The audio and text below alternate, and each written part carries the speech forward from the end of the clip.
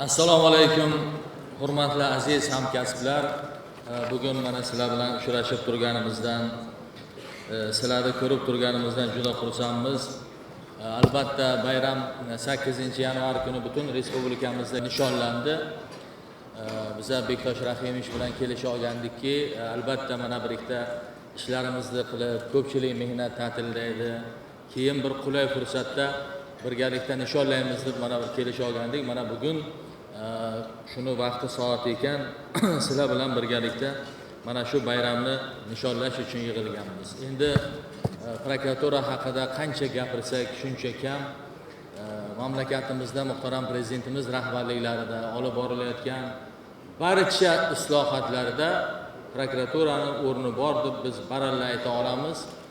Shu bilan birgalikda viloyatimizda olib borilayotgan ishlarda ham viloyat prokuraturasi, tuman shahar prokuraturalari jamoasini beqiyos o'rni bor.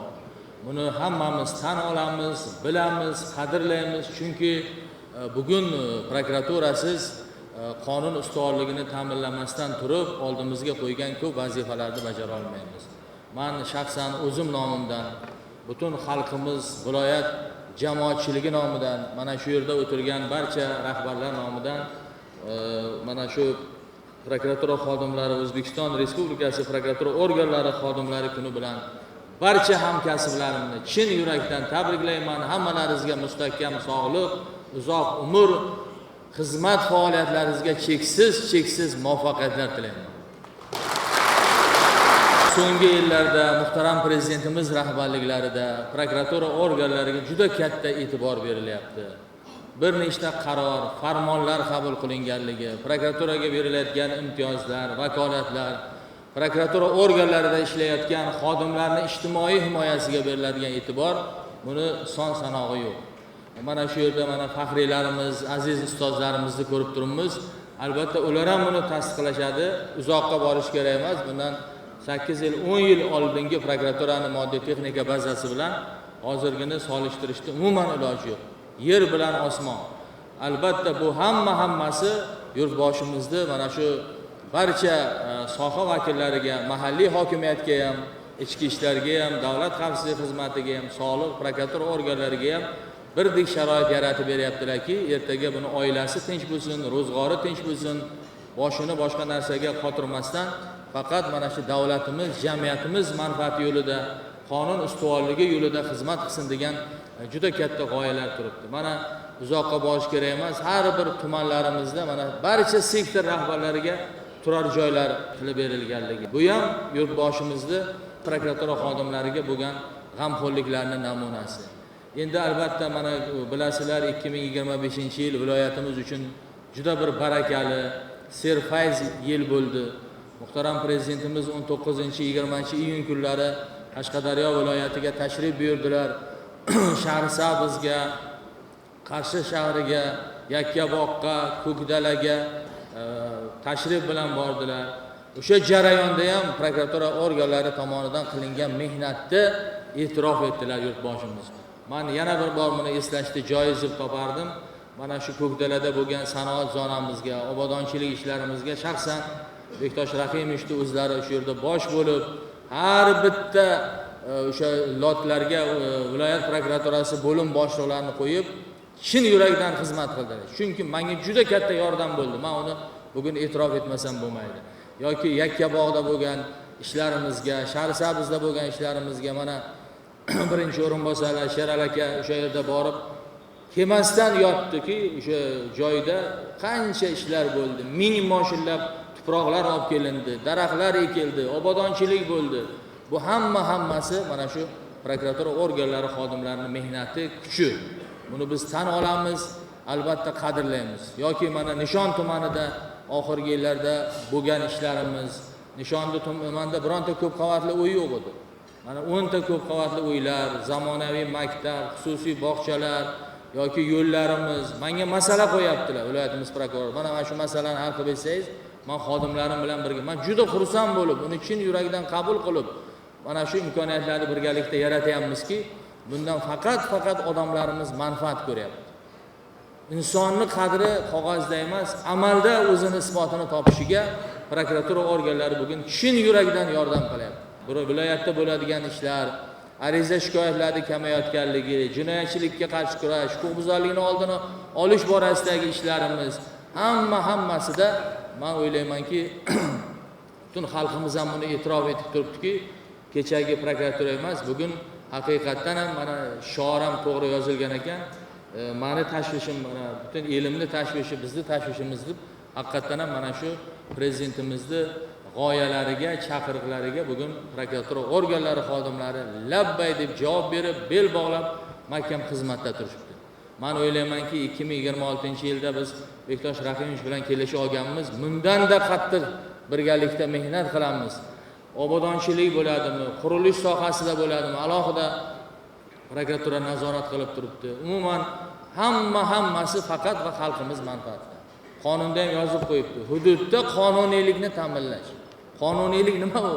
Qonuniylik mana shu hududda barcha idoralar, tashkilotlar o'zini ishini qilsa, qonun buzilmasa, mana bu qonuniylik. Yurtboshimiz inson qadridan yuqori narsa yo'q ekanligini bugun o'zlarining siyosatlari bilan butun dunyoda isbotlab o'tirdi. Mana kecha men Germaniyadan keldim. O'sha yerda ham prezidentimiz olib borayotgan siyosatni o'sha chetni davlatning siyosatchilari, katta shaharning merlari aytayapti. Hatto ayrimlarimizdan yaxshi bilyaptiki, qanaqangi qaror va farmonlar qabul qilinganligi. Shuning uchun hurmatli hamkasblar, men endi ertalabgacha ham gapirishim mumkin, lekin qancha bugun sizlarning sha'nlaringizga gapirsak, yaxshi gapirsak bu kam. Albatta prokuraturada har kim ham ishlay olmaydi. Prokuraturaga ishlash uchun o'zini huzur halovatidan kechish kerak. Kecha kunduz mehnat qilib, tinimsiz o'zini ustida ishlab, eng asosiy halollik vaksinasini o'zida yuqtirib, faqat davlat uchun, xalqimiz uchun, jamiyatimiz manfaati uchun xizmat qiladigan yigit-qizlar bugun prokuratura organlarida ishlayapti. Albatta men ham mana shu prokuratura xodimi bo'lganligimdan, prokuraturaning faxriy xodimi bo'lganligimdan men ham faxrlanaman. Chunki mana shu tizimda ishlab, mehnat qilib, shu tizimda suyagimiz qotib, kecha kunduz qancha mehnat qilganligimizni mana bu yerda o'tirgan hamkasblarimiz birga yaxshi bilishadi.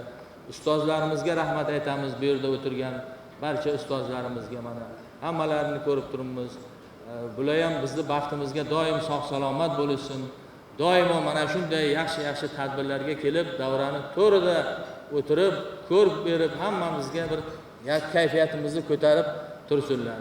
Albatta mana shu davrada o'tirgan har bir xodimlarimiz ham faxriylarimizga o'xshab mana shunday yorug' yuz bilan nafaqalarga chiqib, uylariga, bayramlarga yo'qlab xodimlar yurish bu juda katta baxt. Bunaqa baxt biz bunaqa tizimda ishlayotganligimizni qadrlashimiz kerak, asrashimiz kerak tizimni obro'yini yanada ko'tarish bo'yicha hammamiz birgalikda harakat qilishimiz kerak. Albatta buni agar qilmasak, birgalikda ishlamasak, harakat qilmasak, ertaga o'zimizga ham, tizimga ham xiyonat qilgan bo'lamiz.